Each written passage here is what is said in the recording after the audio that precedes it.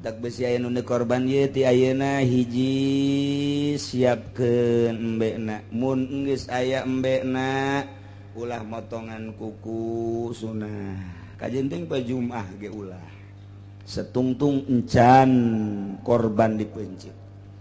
ulah nyukur ai mandi mah mandi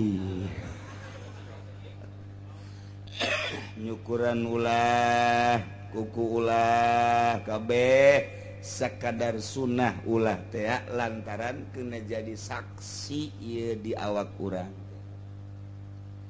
hadir urang nu bagus badidinya bahkan urang sorangan nu mencit lamun urang na bisa mun teu bisa wakilkeun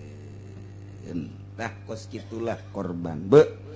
bungah jasa lamun urang jaga di akhirat kemudian aya anu nyampakeun ke di akhirat ya Allah bahkan diancam ku Kanjeng Nabi man ujida sa'atan falam yudhi fala yaqbanna musallana saha jelema nu boga kalaluasaan di poe lebaran ieu cak Kanjeng Nabi sampaikeun ka tasrek 3 poe kemudian kitu teh daek mencit korban geus ulah ngadeukeutan tempat salat ieu ancam ku Kanjeng Nabi nyingkir eta ku hebat-hebatna Kanjeng Nabi ku kudu-kuduna kana korban andai kata jamaah-jamaah bararoga kuari atawa 3 poe ka hareup tasrek kemudian teu daek bencit korban fala yaqbanna musallana ulah kadeuketan musala ka dieu ancam ku Kanjeng watuh kalalorban kabeh kitu di zaman Kanjeng Nabi kuari mah atuh endek-endek nangan pukar pikir kami sakit jadi bejaan teu komo teu di bejaan kos puasa bae sakitu ge di bejaan ja uduk beak uduk atuh komo mun nu ngageuing-geuing baredanan atuh ieu mah geus ka polostromo mah geus masyaallah kemudian urang korban diri urang dek ngorbanan kolot nu geus maot Bismillahirrahmanirrahim. Urang masih keneh nyaritakeun masalah kisos di mana di negara wajib ngaraksa jiwa teu meunang dirusak jiwa manusia kecuali anu merangan ka agama merangan ka jelema mukmin satungtung teu merangan wajib kudu diraksa ketika nyieun karusakan maka wajiblah kakenaan ku sanksi kitulah Imam Syafi'i ngajelaskeun dina aturan tata cara sosial kenegaraan nu patali jeung syariat nu dijelaskeun dina kitab Al-Qur'anul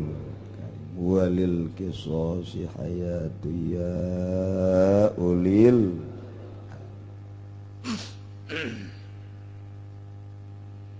wajib ngaraksa turunan supaya jelas turunan puguh bapana puguh mana lantaran kadituna bakal aya nu ngarambat masalah pertikahan masalah warisan geus atuh teu meunang dirusak turunan ketika ngarusak turunan ku cara zina maka dikenakeun sanksi lamun muhson diranjam datang ka pae lamun goer muhson dijilid dirangket 100 jilidah Zani wa zaniyat zaniyat wa zani fajlidu minhuma mi'ata jaldah tekalaku tah di urang hukum-hukum kos kitu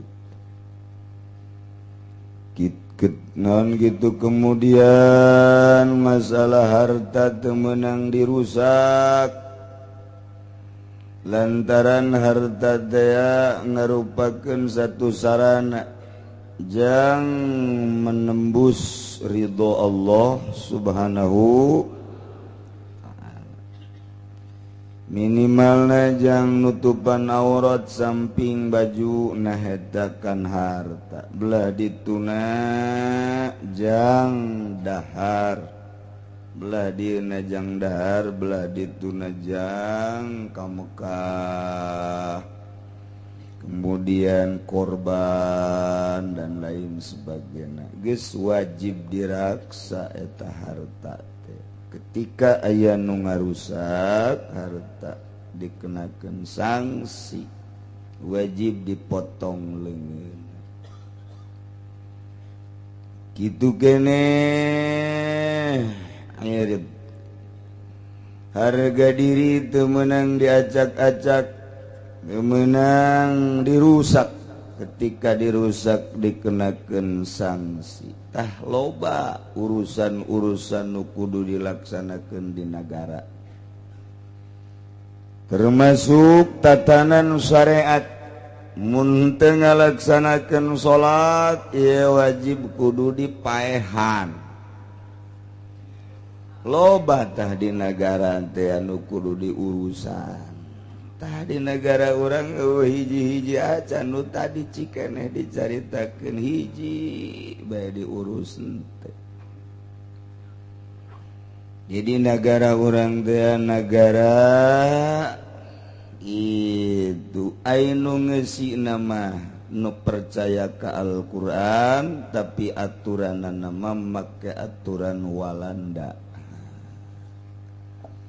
tinggal urang marayat ieu atuh nyanggakeun sadaya-daya ka inohong-inohong nu aya di laluhur nu keur uncang-uncang nyana endek tah moal ngalaksanakeun aturan-aturan Allah subhanahu wa ta'ala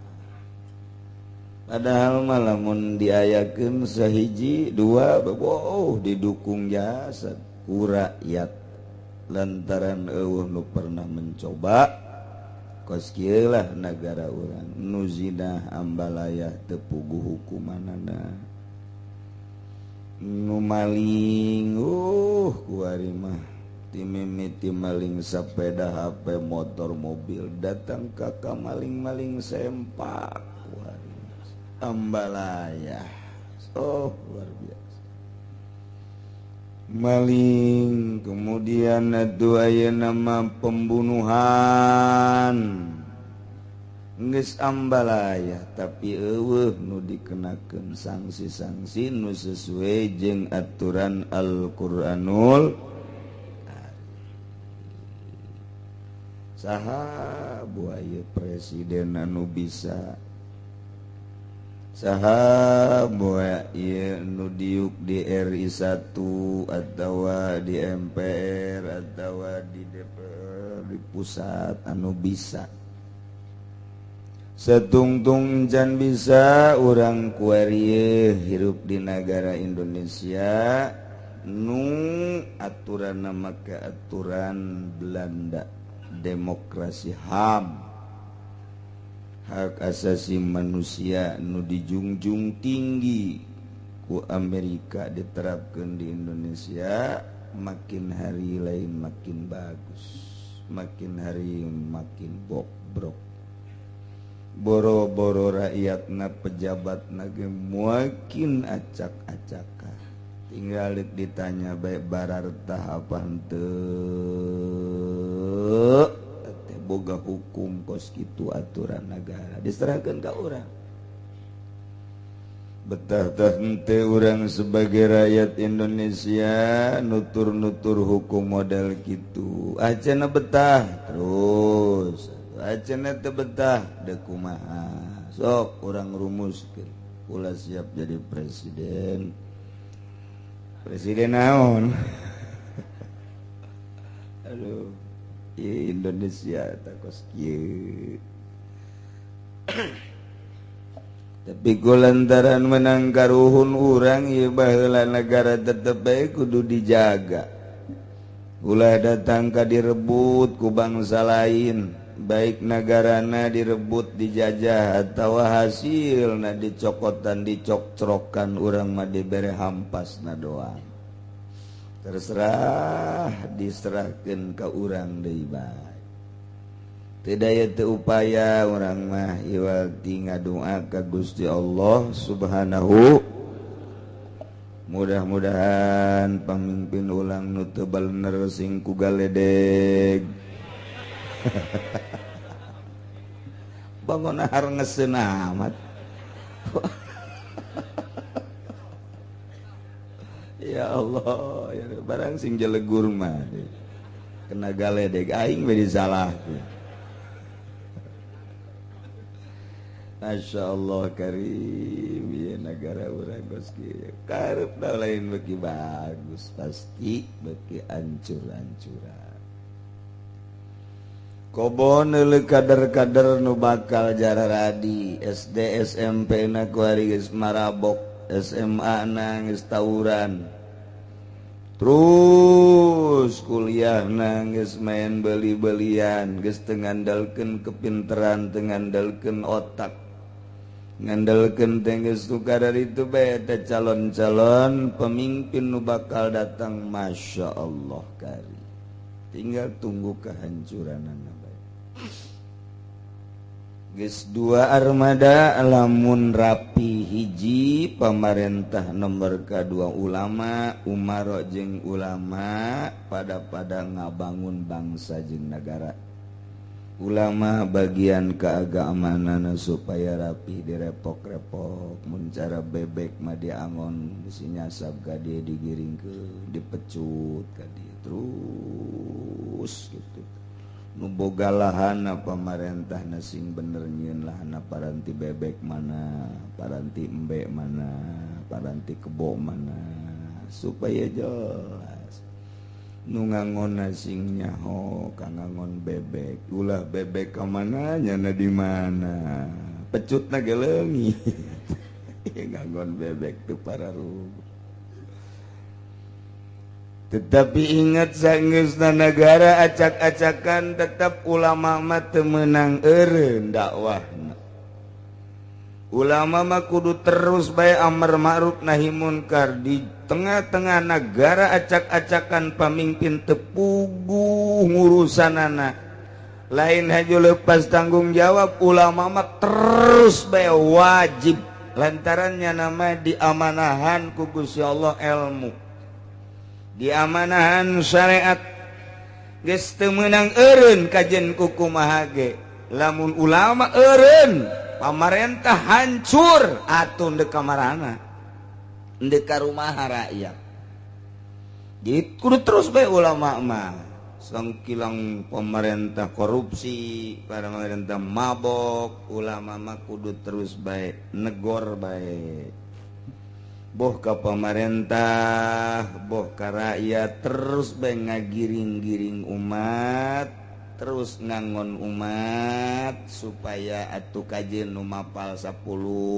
nu henteu 50 sugana tu nu mapalna 20 nu henteu 30 nu mapal 30 sugana aya 20 nu henteu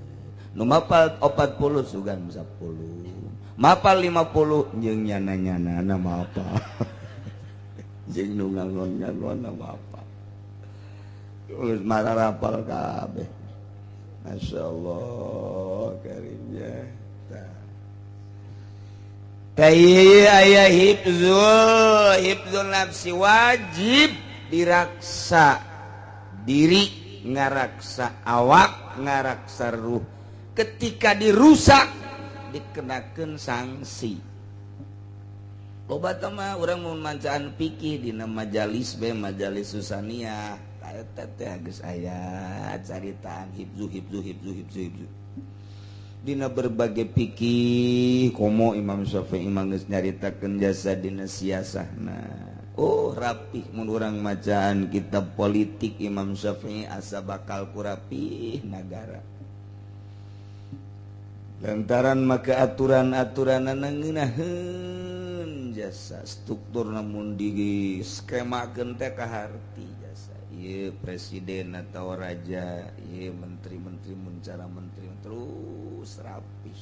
jeung sanksi-sanksi. Tapi ingat kuari di negara di dunia keur meujeuhna dipojokeun Islam teu dibere angin. Padahal lamun secara politis di saat Islam ieu dicurigai berarti di jero Islam teh aya nu teger. Moal pati-pati Islam dicurigakeun jeung moal pati-pati Islam ieu dipojokeun lamun di jerona eueuh anu pikahawatireun. Ya tepat tuh ke Amerika ge lamun lemah malah sapira kos kitu urang ge pan. Itu can gerakan lah kos kitu ulah dianggap. Tapi ketika geus del urang ge rada culak cileuk. Nah, itu secara politis bakos gitu ternyata Islam teh dipakai kasieun ku Amerika. Sebab horenganan aya nu teger di jero Islam teh. Anu dirahasiakeun mun kamari Osama bin Laden lain nalagaan asetna diunggal negara. Teger berjuang kuari ge masih keneh ieu Islam teh mantak Amerika kajian teh ngomong no gagah ge di jero hatena masih komo ngalawan Indonesia mah siono geus teu kudu ku tentara ku aki-aki ge sieun ku aki-aki ge sieun ku gitu mantak nya nama ngarep-ngarep aki-aki jara parare bab sih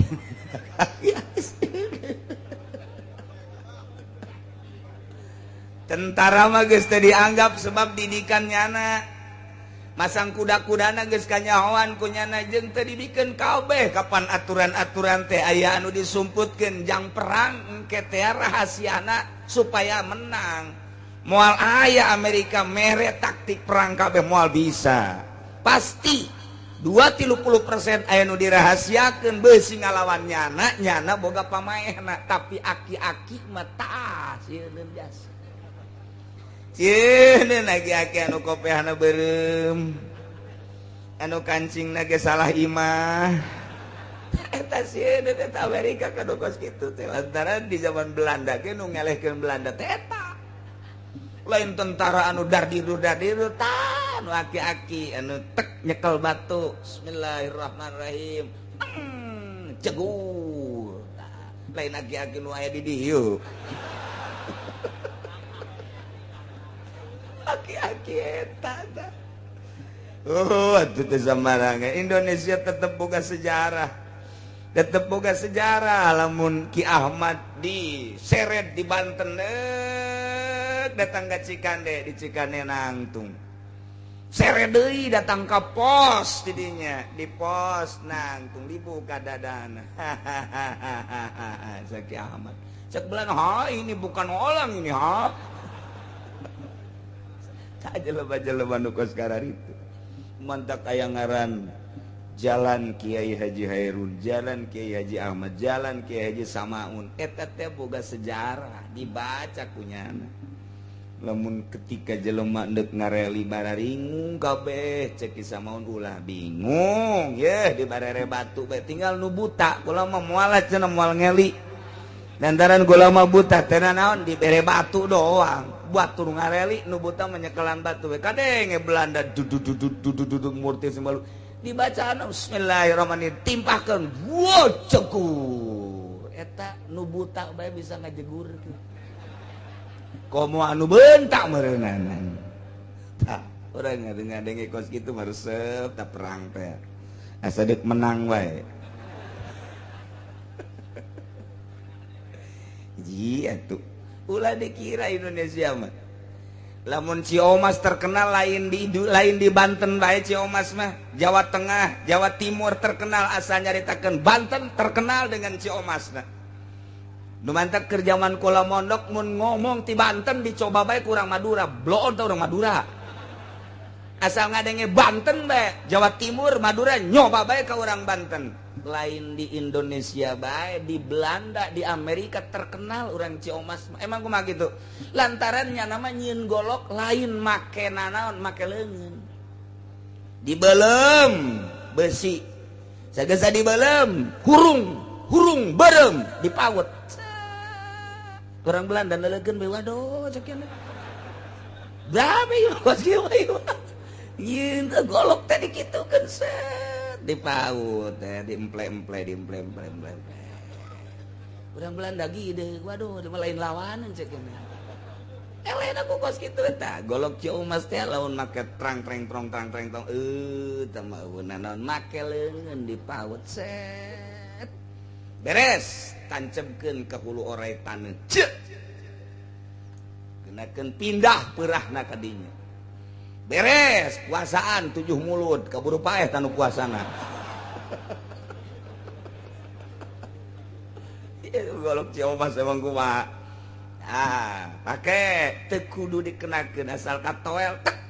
Geus ngerenyed sakabeh awak.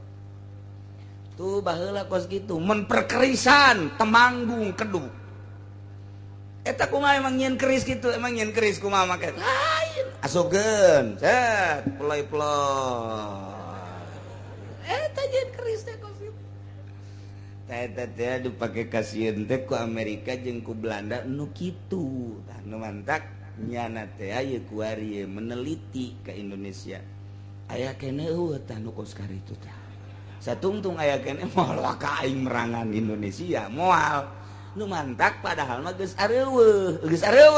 ngan aya keneh aki-aki nu ngebeledeh dianggapna eta. Asana ieu cenah ieu. Ya Allah, boga sejarah tetap Indonesia lain lalaga. Tenang. Bahkan di Indonesia mah diperkirakan dibatur geus dardirdur moal waka diserang. Moal waka di Indonesia ya lain lalagaan. Timur Tengah serang, Mesir diserang, Syria diserang, Irak diserang, Iran diserang terus, bahkan ke Thailand, ke Malaysia. Indonesia memual waka. Terakhir sieun lain lalagaan sieun cal model Gus Dur ya mun teh sieun kita Amerika ka Gus atuh sieun tetebakan dana japas jasa. Tilu tetebakan di Amerika teh tepat salah sahijina nu ditebak eta anu di Gedung Putih anu aya pependeman di jerona gitu dibuktikeun pan bener tetebakan kampung di salah satu kampung eta Gus Dur nyaho pernah nyaho teu ka jero kampung eta di Amerika aya satu kampung di dinya disebutkeun anu aya itu selidik bener ka ditu nah eta lah bingungeun nya ka jelema-jelema model kos kitu. Mangganing cek Gus Dur, setelah saya tidak ada mungkin muncul orang-orang seperti saya. Nyingsiunan doang. Mana seberbukti nama mana tuh? Kayak Gus Pur.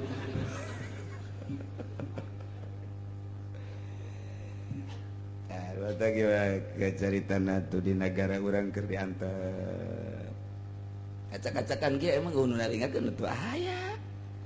Aya gaib-gaib para wali-wali di istana ya wali-wali tenang keur bae keun bae diantep. Dek ka mana sia lalempangana dek kumaha sia we ditol mah tetep ditoelkeun bae antep. Huru-hara seutak saeutik kok masalah. Tetep nu nyekelan Indonesia mah lain jelema sambarana. Wow lain eta burung Garuda teh engke mah iber.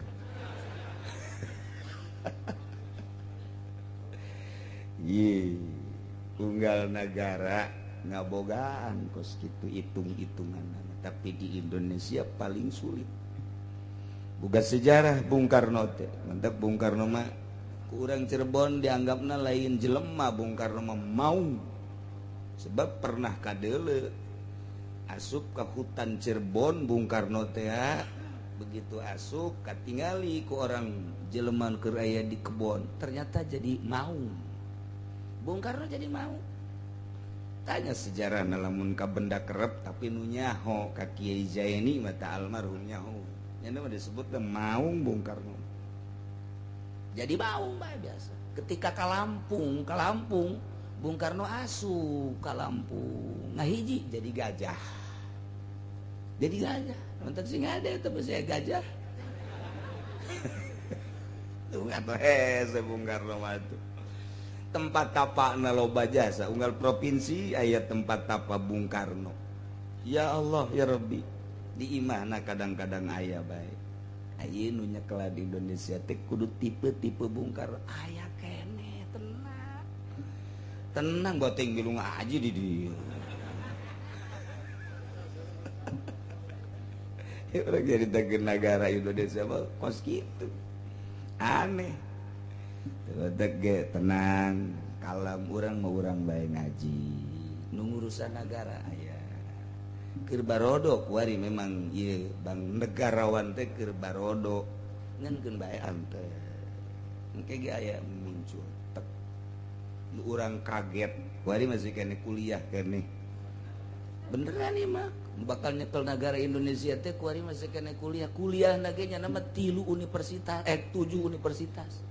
jelema na nyana kene tapi di universitas anu aya di 7 universitas tenang bae geus bisa bahasa Jepang bahasa Cina bahasa Korea komo endi mah kitu mah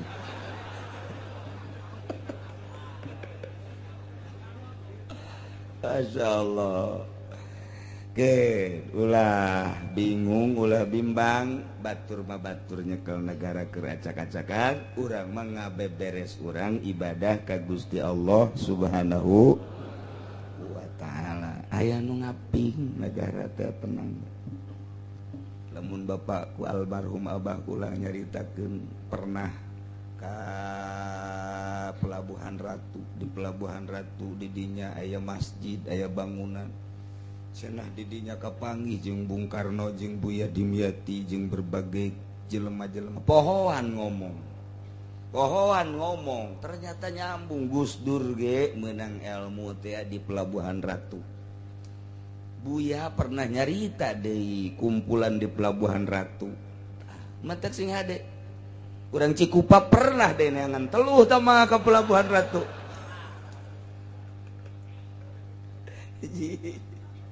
Namun Gus Dur nyaritakeun Sunan Kalijaga kuburannya ternyata di Pelabuhan Ratu. Terus Gus Dur ngomong, ternyata makam Sunan Kalijaga di Pelabuhan Ratu ceknya nanti saya ketemu, saya ziarah ke sono ketemu di Pelabuhan Ratu. Aya naon di Pelabuhan Ratu? Mentak ge loba orang Amerika nu datang ka dinya foto, di shooting, ternyata hasil shootinganana macam-macam. Makhluk-makhluk gaib nu pararuti nu wararideung beunang ku nyana tah.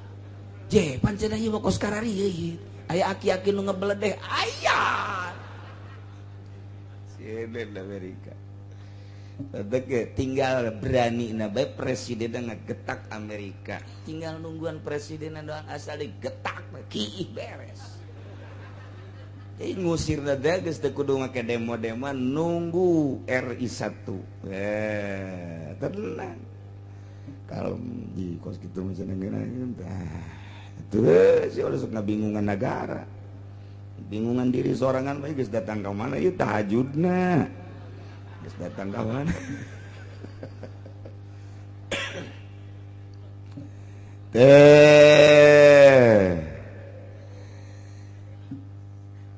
Dilanjut ku ajengan musannif wala qisas fi kasil izami wajib qisas dina ngahancurkeun tulang. Mun gelut kemudian bisa mariskeun leungeun atawa cimandena geus jago jasa ditekenkeun leungeunna kemudian didedetkeun jeger bletrak potong. Tete kudu kisos teu kudu dipaehan ngan engke kena sanksi diat doang tah motongkeun teh sabaraha kisos teu kudu. Naib cimande mah lain lalagan man ieu diadu-adukeun jeung tiwu ieu na ge panen. Jiga asal kita dek. Teu kudu bohong nya mah. Atuh nyajotos ge teu kudu pancang teu kudu asal kena angin we boleh Pak.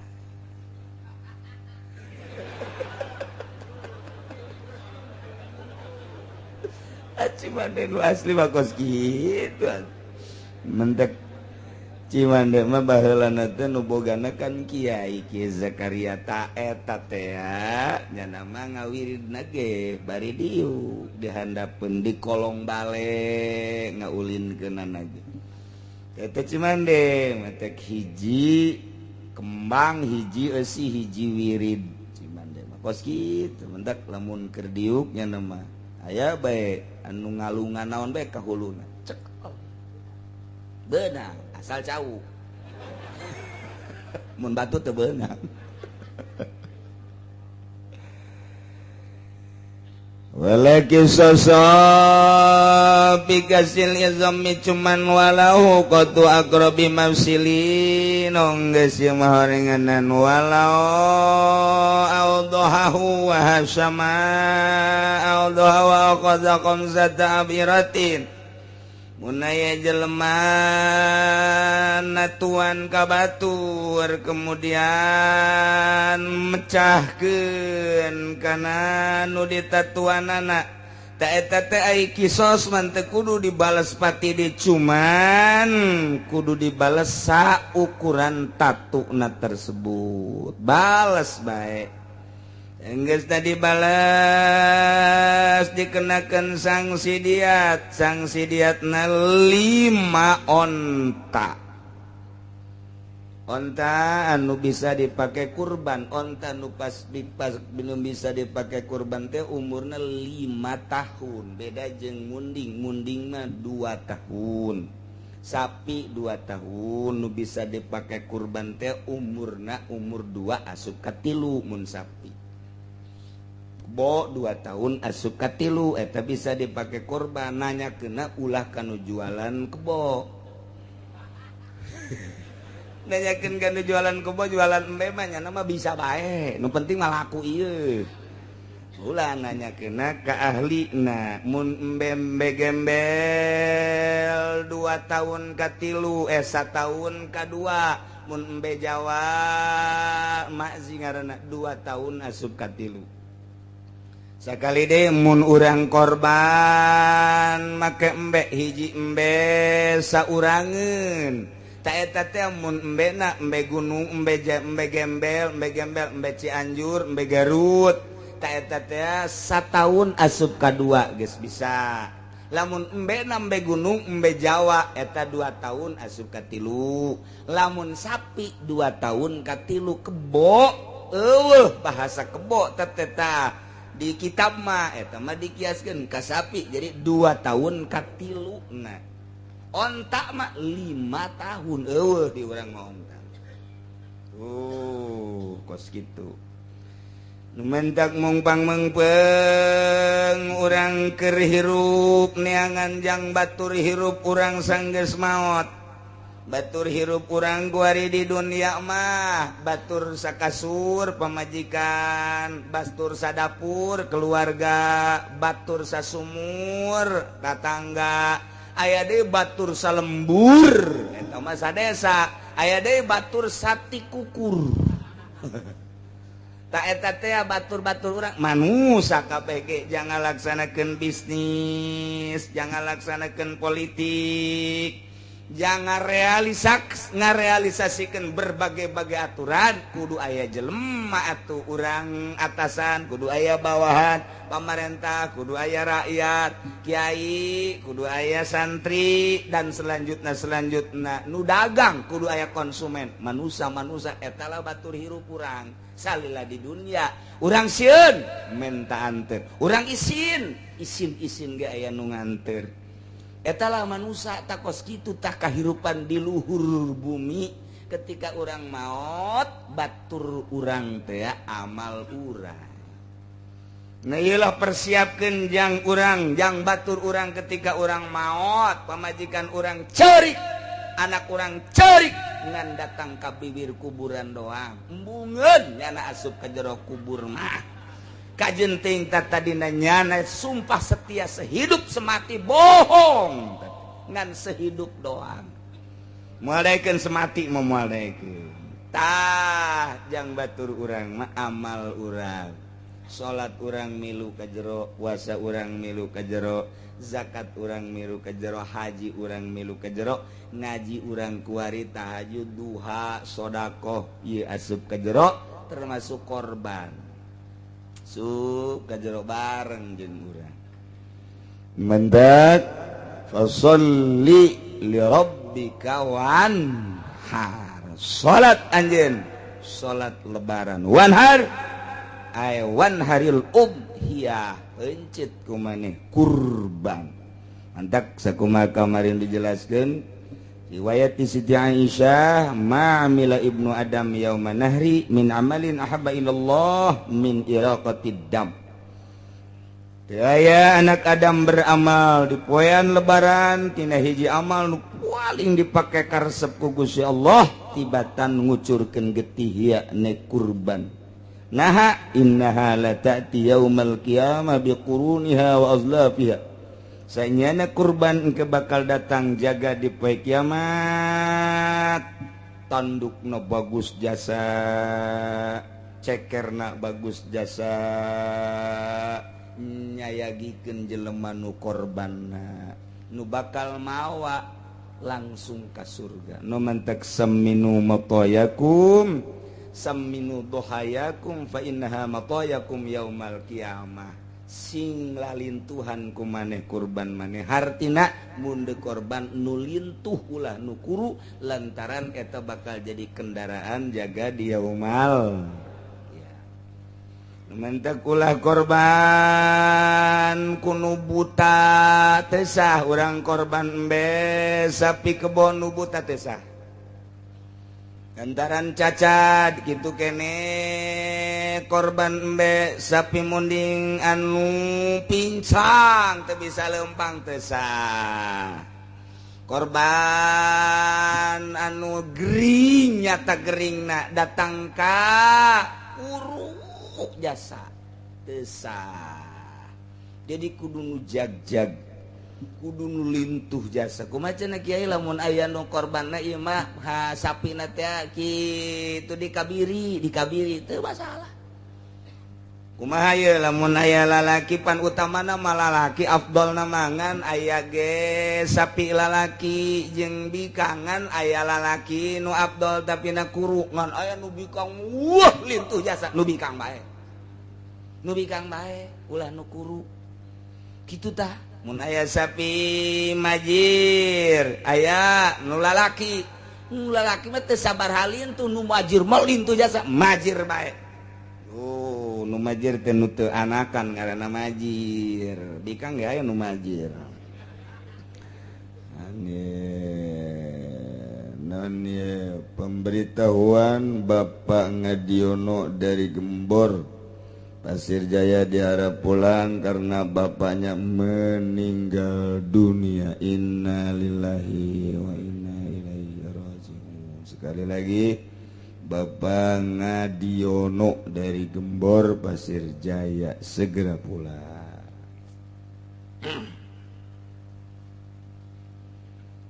Mun sapi kutujuhan munding kutujuhan embe mah saurang kitu nya nu rapih nu bagus urang di dunia bae ge ye di dunia dek ondangan batur geus sarariap kendaraanana urang mah eueuh kendaraanna ge culak cileug bae aing naek nu mana ye iya dek ondangan bae ge geus puyeng jasa batur geus sarariap jasa woh mobil masing-masing nyana culungak cilinguk aya angkot pinuh deui pan ilu hayang lantaran kababaturan atau kaduluran kendaraan eueuh aya ge angkot geus pararinuh tah ieu ngaluarkeun motor kempes Masya Allah pareta tinggal sedihna doang sakieu ge endek kondangan sedih brul barangkat tinggal urang bae aya nu nanya deh mang pan teu milu pan dulur mamang ulah loba omong sia aing deuk milu itu benar oh mobil marah pan nya tungtung mah ye atuh pan teu milu jeung ulah loba omong sia disoekeun sumut sia ku aing tungtung mah kos kitu tah eta di dunia bege kos itu di dunia komo engke hararudang di kuburan be lamun urang dipapageun ku korban urang ai prak barang dedele ku urang pan kuru amat ieu mbe aing atuh baheula korban kuru aduh masyaallah teh dipersiapkeun ya Allah ya Rabbi bunga amat urang ti kuburan ka mahsyar naik kendaraan di mahsyar geus ngabring jutaan manusia dipersilahkan untuk menuju surga abo nikmat jasa sapira 3 juta 4 juta 5 juta dah cara kieu kula mah deuk sapi sorangan we langsung masalah deuk sorangan we sapi ya kari hukumna sunah muakad korban teh hukumna sunah ngan mendekati wajib mentak dingaranan sunah muakad hampir wajib geh jang umat jang kangjeng nabi nama wajib kangjeng nabi nama korban teh wajib mentaknya nama korban saumur kangjeng nabi lobana 63 korban lantaran wajib kangjeng nabi mah urang mah sunah sunahna sunah kifayah artinya sunah kifayah fardu kan aya fardu kifayah aya fardu ain kitu kene sunah aya sunah ain aya sunah kifayah nah ieu korban mah sunah kifayah saimah saurang ge cukup jang sakadar nutupan non kitu ngaranna nutupan kasunahanna cukup ngan teu korban teu meunang ganjaran pagon saimah hiji cukup cuma teu meunang ganjaran nu meunang ganjaran menu korban ngan teu dibendu doang ku Allah ma talabahu syari'u ghairu muhattam atau ghairu hatmin sesuatu perintah nu disarakeun ku Gusti Allah diinstruksikeun ku Gusti Allah teu diwajibkeun ngan mendekati kana wajib nah ieulah ngaranna sunnah muakkad unggal tahun satahun hiji 2 3 4 bari urang lah aing mah mencitna 5 oh masalah nu masalahnya nah ieu sunnah muakkad hukumna hiji embe saurang sapi mah ku tujuan munding ku tujuan kula mah cenah embe teu boga sapi teu boga kebo teu boga ge kuda los kuda ge dikorbankeun teu naon kuda oh masalah masyaallah karim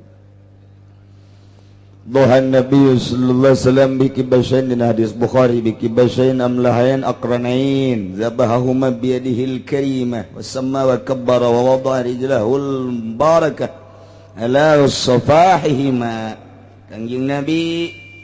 langsung nungtun 2 embe kibas paruti bulde kanduk nong wah cara rapang pohara langsung dipencit ku kangjeng Nabi tandang cekel peso cekel kitu huluna ditinca ku kangjeng Nabi beteungna teh langsung ku sorangan sama wa kabar bismillahirrahmanirrahim Allahu akbar Allahu akbar Allahu akbar la ilaha illallah Allahu akbar walillahil hamd Allahumma taqabbal min Muhammadin wa ali Muhammadin wa min ummati Muhammadin tah doa kangjeng Nabi kos itu Gusti muga-muga narima Gusti kada korban min Muhammadin ti abdi Muhammad wa ali Muhammadin keluarga abdi keluarga Muhammad wa min ummati Muhammadin jeung umat Muhammad mantak urang mah geus dikorbanan ku kangjeng teh kudu korban masyaallah istimewa kangjeng Nabi mah ecit lobana 63 lantaran wajib kangjeng Nabi mah langsung ngadoa Allahumma hadhihi minka wa ilaika fataqabbal hadhihi al-udhiyata ni'matan minka alayya wa taqarrabtu bihima ilaika fataqabbalha kedua tataqabbalhuma kitulah doa kangjeng Nabi ketika kangjeng Nabi ngalaksanakeun kurban matak besi aya nu korban ieu ti ayeuna hiji siapkeun embena mun geus aya embena ulah motongan kuku sunah kajenteng pa Jumaah ge ulah setungtung encan korban dipencit ulah nyukur ai mandi mah mandi nyukuran ulah kuku ulah kabeh sakadar sunnah ulah teh lantaran kena jadi saksi ieu di awak urang hadir urang nu bagus badidinya bahkan urang sorangan nu mencit lamun urang na bisa mun teu bisa wakilkeun tah kos kitulah korban bungah jasa lamun urang jaga di akhirat kemudian aya anu nyampakeun ke di akhirat ya Allah bahkan diancam ku Kanjeng Nabi manujida sa'atan falam yudhi fala yaqbanna musallana sahaja lemah nu boga kalaluasaan di poe lebaran ieu cak Kanjeng Nabi sampaikeun ka tasrek 3 poe kemudian kitu tedek mencit korban geus ulah ngadeukeutan tempat salat ieu ancam ku Kanjeng Nabi nyingkir eta ku hebat-hebatna Kanjeng Nabi ku kudu-kuduna kana korban andai kata jamaah-jamaah bararoga wari atawa 3 poe ka hareup tasrek kemudian tedek mencit korban fala yaqbanna musallana ulah ngadeukeutan musalla ka dieu ancam ku Kanjeng watuh kalalorban kabeh itu di zaman Kanjeng Nabi kuari mah atuh endek-endek ngan pukar pikir kami sakit jadi bejaan teu komo teu di bejaan kos puasa bae sakitu ge di bejaan ja uduk beak uduk atuh komo mun nu ngageuing-geuing baredanan atuh ieu mah geus ka polostromo mah geus masyaallah masyaallah. Kemudian orang korban diri orang dek ngorbanan kolot nungges maut menang bapak orang emak orang atawa anak orang masalah tapi lamun ngorbanan teu aya patula patalina kaya ning babaturan orang atawa kakak orang adik orang tak eta mah kudu aya izin heula izin aing ngorbanan sia nya hagas nuhun jasa karak jadi geus lamun teu wasiat terjadi mun nyana wasiat mah aing aduh can pernah korbannya mun aing paeh wasiat pangorbanankeun nya ta eta teh kudu dikorbanan mun wasiat teh ka adikna pangorbanankeun ku adikna lamun teh tadina teu wasiat mah kudu nu ngorbananna anakna tamah kos kitu mah tuh kitu nya geus lamun ngorbanan urang keur hirup mah komo teh mah babari jasa ieu mah geus maot ge bapak urang emak urang bapak kolot urang masalah emak kolot urang masalah taku incu anak urang incu urang masalah nu aya patula patalina jeung urang termasuk walina masalah mun deungeun teu jadi nah gitulah masalah kurban sing hade urang ulah kitu ngalengitkeun kesempatan mumpung urang hirup keneh jeung urang keur boga wayahna. Kemudian korban teh aya nu wajib aya nu sunah lamun wajib mah haram nyokot sanajan saeutik kaya ning dinazarkeun lamun nu sunah teu naon nyokot bagi 3 2/3 jang disedekakeun 1/3 jang nyana masalah geus lamun kebo teh mah mun kebo dicokot saping-pingna ku urang mun korban sunah masalah ngan babari jasa korban jadi wajib teh urang keur nungtun embe ditanya ku batur mang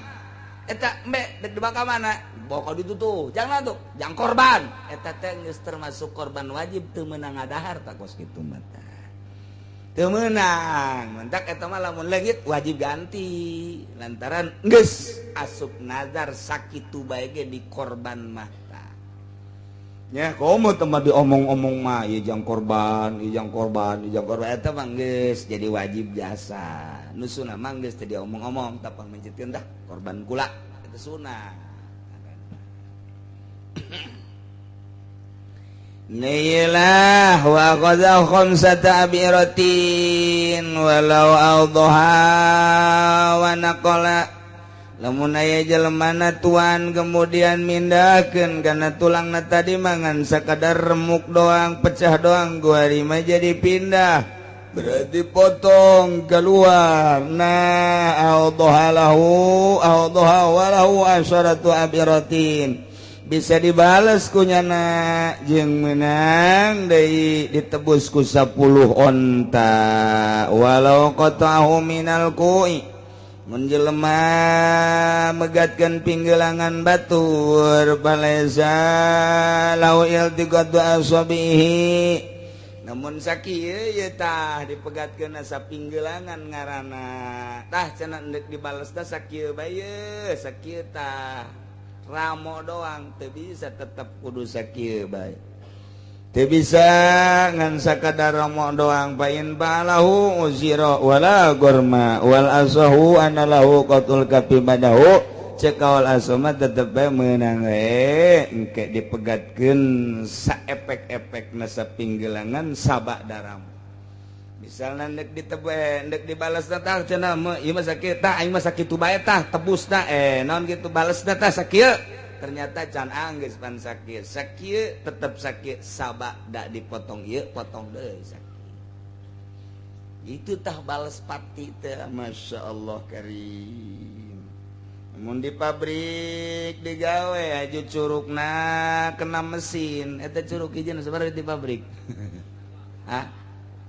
3 juta aya nu ngahajat teh boga duit mah curug dikitukeun aduh masya Allah murah apa teh 3 juta ya Allah nya ke aya aturan leuwih panjang ieu maka karak bag-bagan awalan ke jelas nama ke babu kaifiatil khusus aya walau kasar wallahu